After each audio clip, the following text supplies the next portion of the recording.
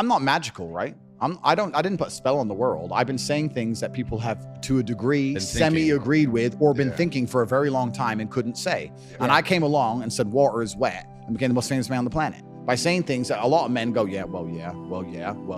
I'm not saying everybody agrees with everything I say, of course, but if they didn't agree with anything I said, then I wouldn't have got anywhere, right? Right. So that's part of it. The reason I think they saw me as such a threat is because of the influence I had over the number one demographic they want to keep control over, which is the military-age males, the young males. That's the number one most scary demographic for a government. For sure. Because they're the people who cause revolutions. They're the people who are going to go out and die for your army or be the backbone of your slave force. So when you have a whole bunch of young males who sit there and go, we don't want to listen to the government anymore, Tate said they're all full of shit, then they're going to sit there and go, well, this guy has to go. He's not good for society as a whole. It's the young men they're afraid of. Yeah. Because they're the rebellious ones. I want to hear how it happened though. Like, what was the first thing that got deleted? Meta got me first. So they made the first move. Yeah, it was all the orchestrated attacks. I only found out I was deleted from Facebook and Instagram from the media. So after they deleted me, I don't know if it was instantly. It seemed pretty instant.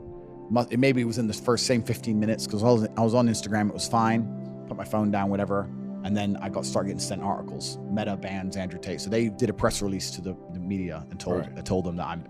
Well, that's a different question because actually the banning taught me a bunch about who's actually true to themselves and who's true about free speech and who's a clout chaser. I was surprised by people on both sides. Like I had people whose names I won't say who called me on the day and was like, this is some bullshit, Tate. This is garbage, da-da-da.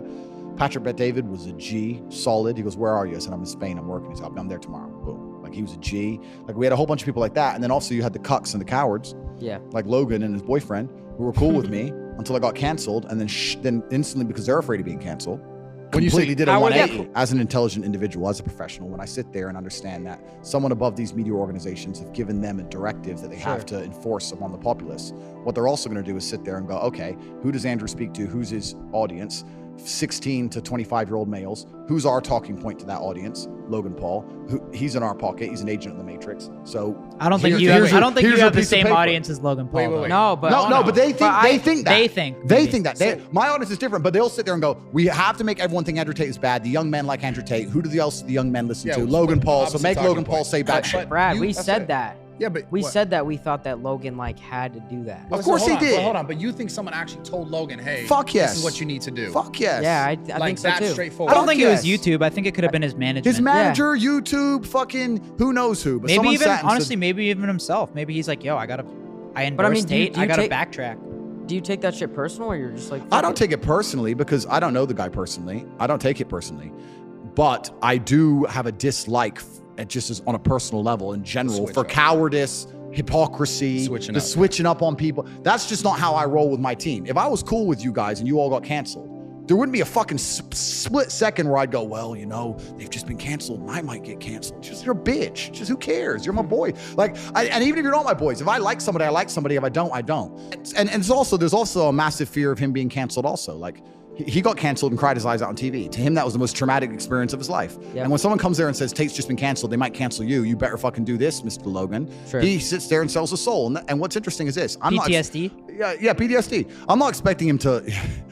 I can't believe they canceled me. Like that was a hard time for him. He ain't had a hard life like me. Was fucked. He ain't had a hard life like me. But the truth is this. I'm not expecting him to agree with everything I said. Jake said, look, I don't fuck with everything Tate says, but free speech is free speech. Yep. If you're a full-grown man and you don't advocate for free speech, there's something wrong with you. Because then you don't understand history very well, and you understand that the first step of tyranny is to shut up free speech. You have to get one side of the story only and destroy all opposing viewpoints, and tyranny is next. So I don't give a fuck if he agrees with what I say or not. I don't care if he even likes me. For him to sit there and say, I think free speech is bad, just makes him look like a dumbass. And if you look at the comments on his video, look at the comments on his video. Everyone ripped him to pieces. There's a lot of backlash. Yeah, because everyone knows he's full of shit.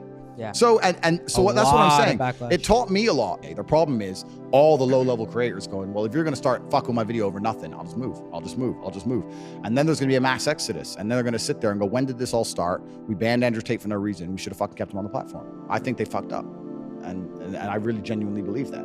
And what happens is, it's kind of like, if you're a tyrannical person, you have to sit and try very hard to not come across tyrannical. Mm-hmm. Like if you're a jealous guy, you have to try very hard to not look jealous. It's like they haven't sat there and looked at the optics of it. Sure. And now they're sitting there I know they analyze data in real time at the point of the cancellation. In fact, because my team analyzed data, right? So I'll tell you this. So when I got canceled, I had the war room analyzing data in real time. So at the height of the media storm, there's apps you can use to measure responses on comments, likes, etc., up votes, down votes, blah, blah, blah. At the height of the media storm, it was about 55% of comments on any post involving me was positive and 45% were negative at the height of the lies. It's now 95% positive. And Right. I do think that there's now a change happening in society. I do think it's going to shift. Just believe. You must believe. I believe in you. You must no, but you must believe. I Everyone must fucking believe in you, bro. themselves. That's Andrew. the key. Yeah, that's a really good question, and I'm not sure I know the answer completely and utterly. My entire life I've always woken up thinking or feeling like I had an enemy to fight against. As long as I can remember, I've always had. I was a professional chess player when I was a kid. So when I was 4, I woke up and my dad was sitting there saying, "You're playing this Chinese kid. He's good." Right? So I always had that. Then I had professional fighting. I had 87 fights. So my whole life I had some fight coming up. And now I wake up and the Matrix is attacking me. So I've always woken up feeling like I had an enemy. And that's certainly shaped my reality. It definitely shapes how I act and shapes how I think. I've always felt like I was in war, if that makes sense. Have you ever felt like you were your own worst enemy? No, in fact, quite the opposite. I've had a healthy fear and respect for all of my enemies to the point where I've understood the only chance I stand to beat them is to have as many allies as possible, and the most important ally is my own mind.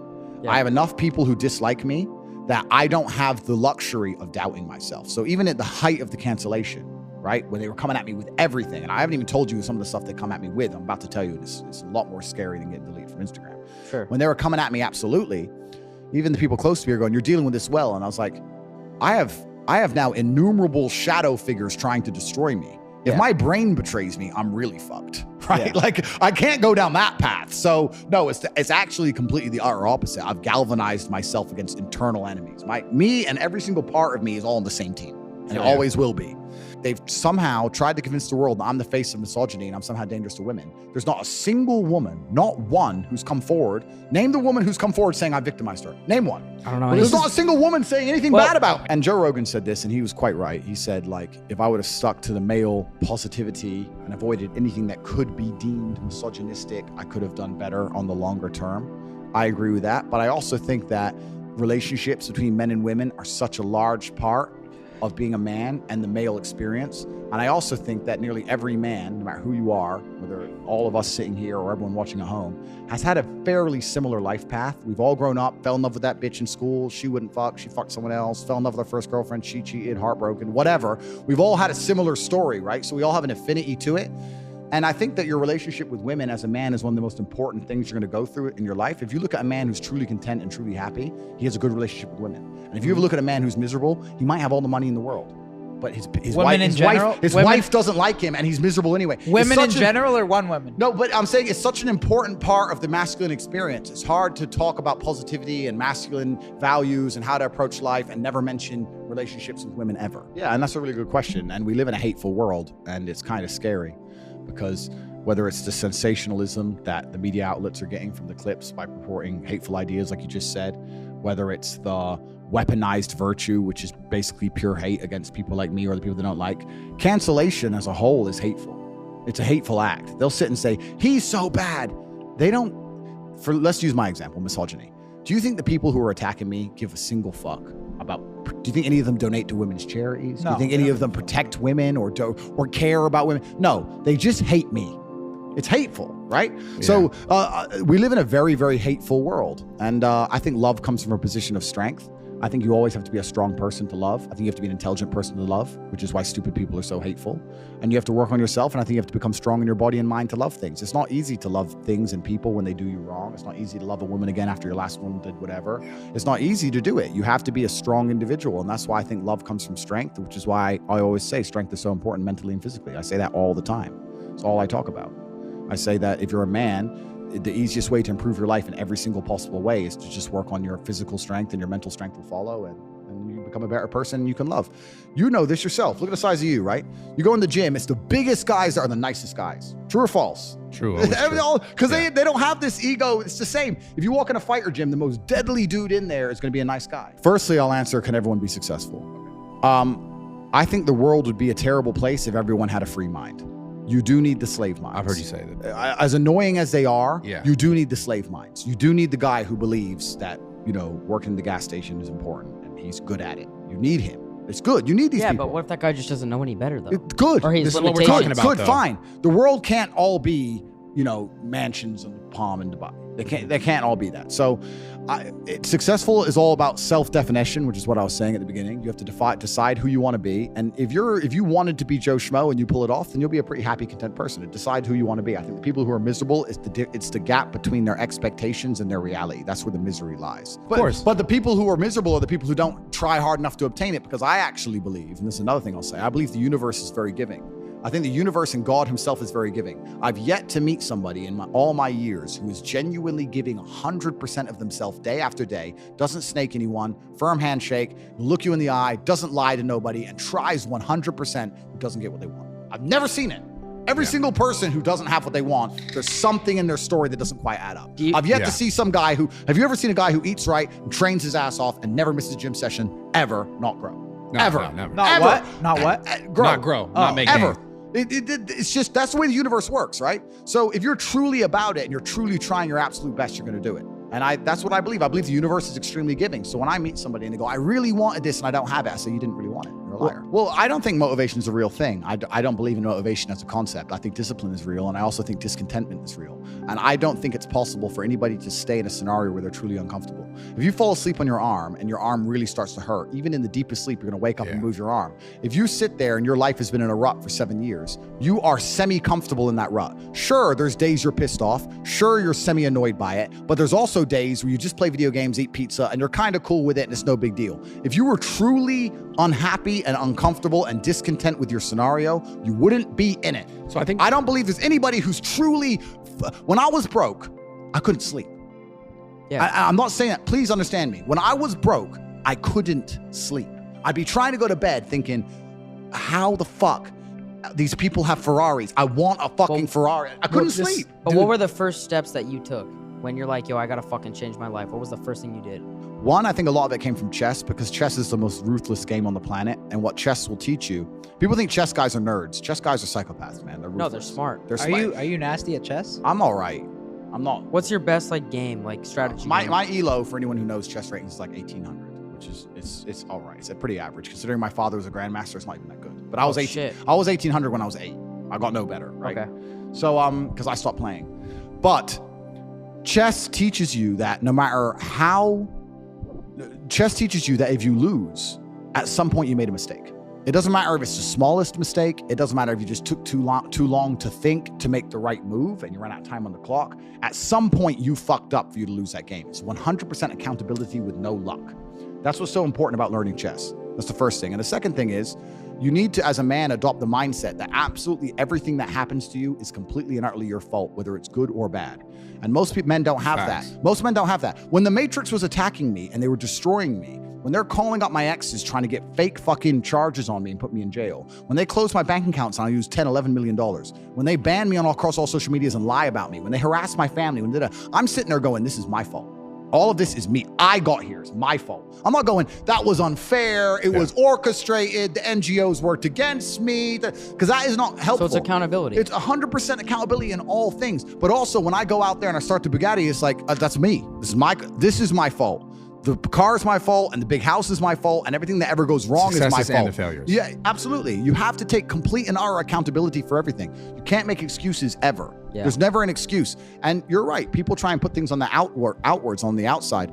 It's interesting. I remember watching Forrest Gump about 5 years ago. I was on a plane. I can't remember where I was flying. And the beginning of Forrest Gump has a scene in it, which I don't think many people actually have ever analyzed or anticipated or understood what the scene means. But when he's sitting on the bench at the beginning, think about Forrest Gump. He's sitting on the bench at the beginning and there's a feather blowing. Yeah, you nailed this shit. Yeah. And then it lands on him and the movie begins. Yeah. What they're saying with that is Forrest is the feather and life has just pushed him all over and put him in all these unusual scenarios. Life has directed him everywhere. Yeah. That's what it's saying. Sure. And if you're going to be the guy and you're going to allow life to happen to you and you're not going to happen to life, then you're at mercy of the wind. Perhaps it might work out okay, but it might not, right? So you have to be the guy who goes, okay, the wind's blowing in this direction.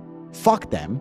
I'm doing this. You have to come to life. You can't let life come to you, because if you let life come to you, then you're going to be living inside of a matrix and a system which is designed not for you to live your best life. It's designed for you to comply, and it's not for your benefit. I will tell the world a little bit free game.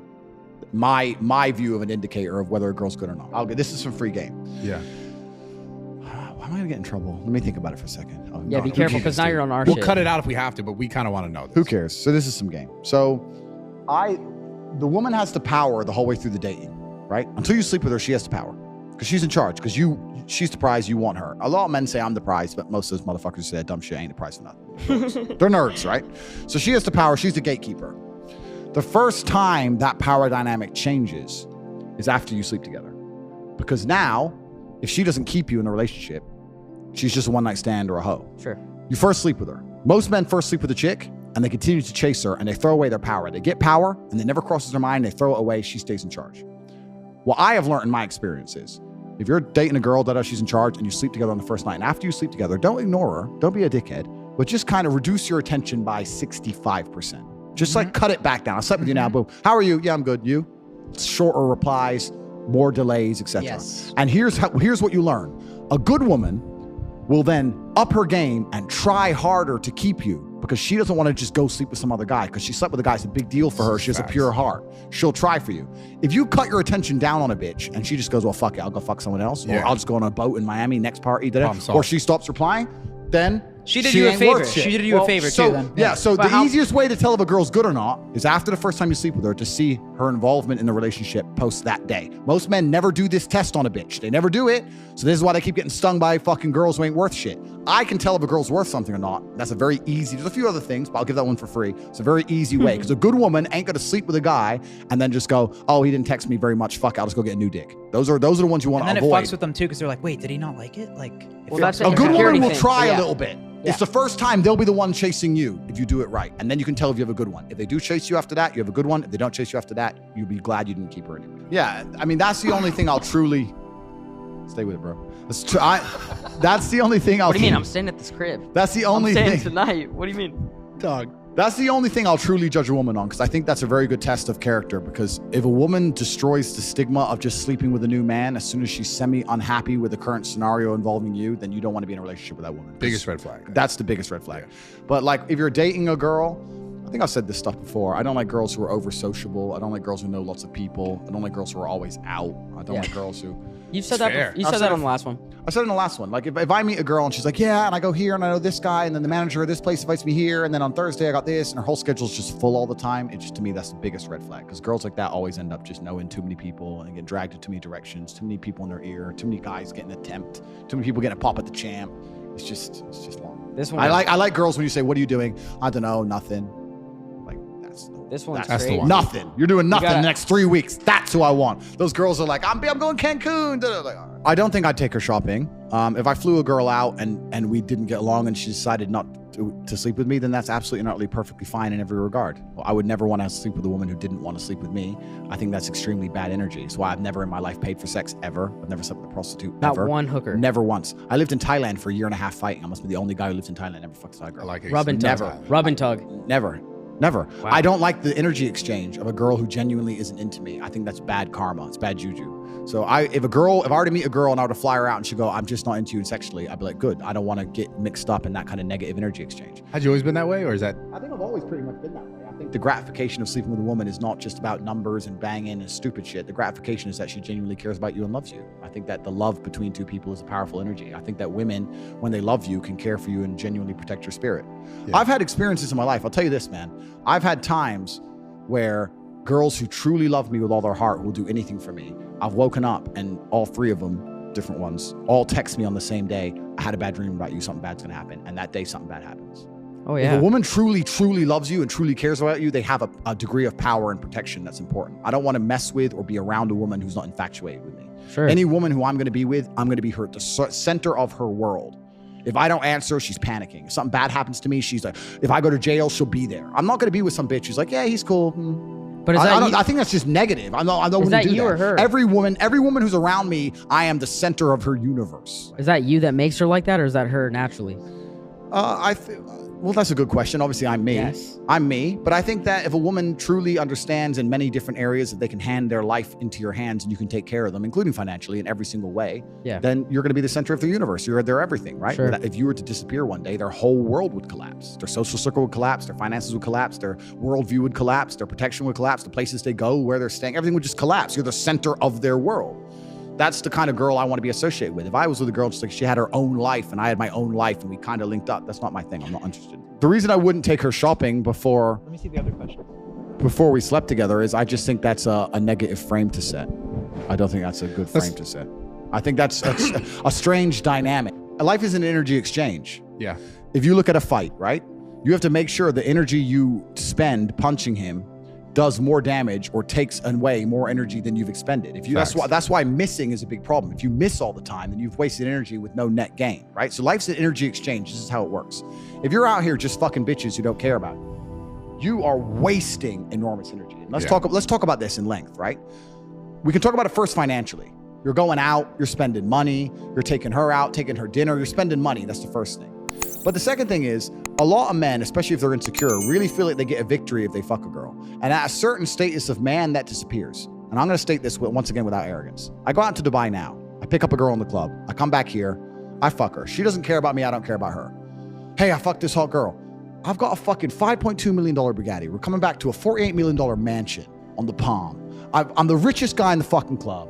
I'm top G, whatever. I sleep with her. Why? I put all the energy in all night smashing her right. She just lays there chilling. Has the best night of her life. And I'm gonna go there. Did I win?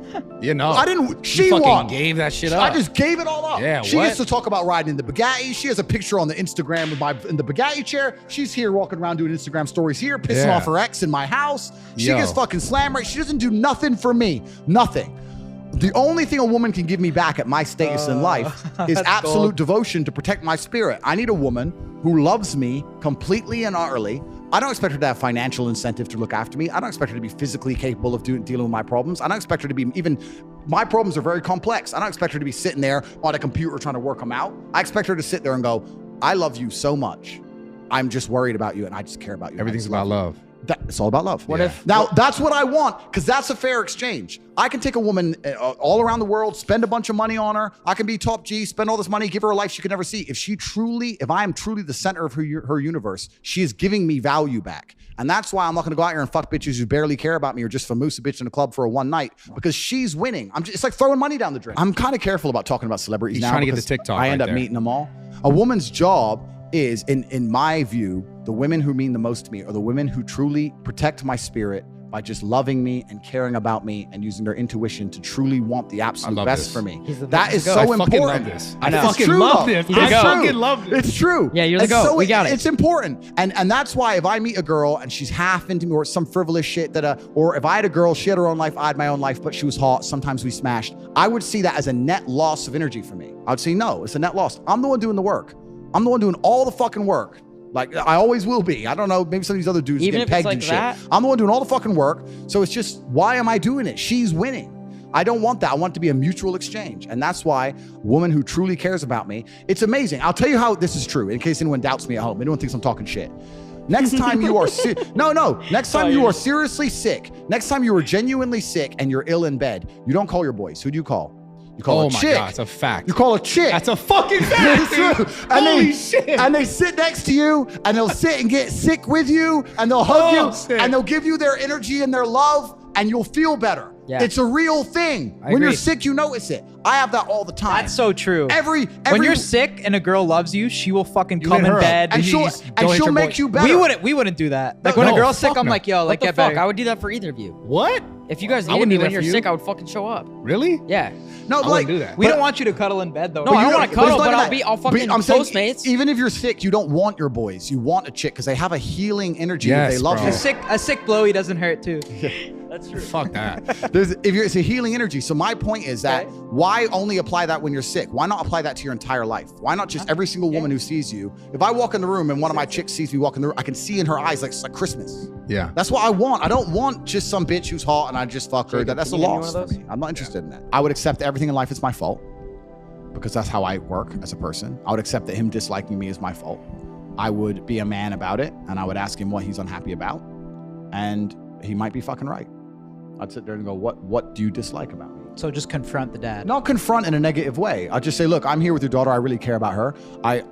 She's made it clear, or I get the impression that you're not particularly happy with me. Is there anything I can do? I just want to show you respect. You're a bit older than me. I want to show you enough respect to ask if there's anything about me that particularly upsets you. It's a power move. And because he'll respect you more. Men respect men who stand up for themselves. Yeah, 100%. So the first thing he'll do is respect you more for even asking, instead of hiding away from the dude. If you say it in a respectful But way. You say it in a respectful way. And then he'll give you a bunch of answers. And then you have to be non-emotional and be professional. Listen to the answers. Don't get defensive and sit there and go, you know what? 70% of them are probably what do you fucking think- right. We yo. live in a world now where all these young kids on the internet and shit, they're all arrogant as fuck.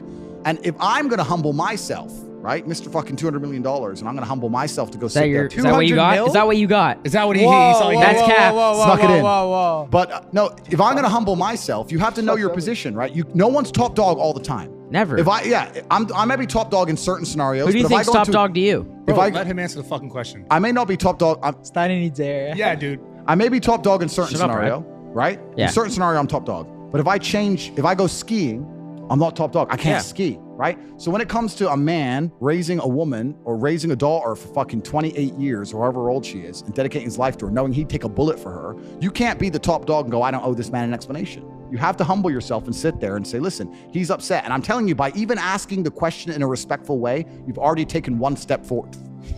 You already have, regardless of what he says. Now, he may say a bunch of shit that you can't help. He may be a piece of shit. He may be racist. He may be whatever. But it's good to at least hear the man out. And you may be surprised. I guarantee 95% of the time, he's just going to say something like, I don't think you're serious about her. You don't care about her. And you can probably fix it.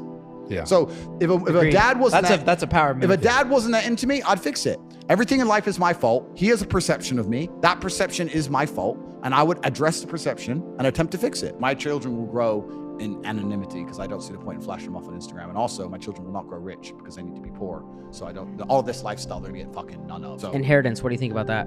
I know that the best possible start you can have in life is to be from good parents and no money. So I'm gonna make sure that happens. I'm not gonna be having rich kids. I'm not gonna have spoiled kids. It's like you want to be respected. You don't want to walk in a room and everyone go, fuck this guy. Right? You want to be respected by men and women alike. We're social animals. And this is why Alexander the Great conquered the known universe. This is why Genghis Khan conquered basically the whole world and said, find something else for me to conquer. Don't give a fuck. Find somebody and take it. Because you want to, I'm the top G. That's life. That's why I conquered the internet.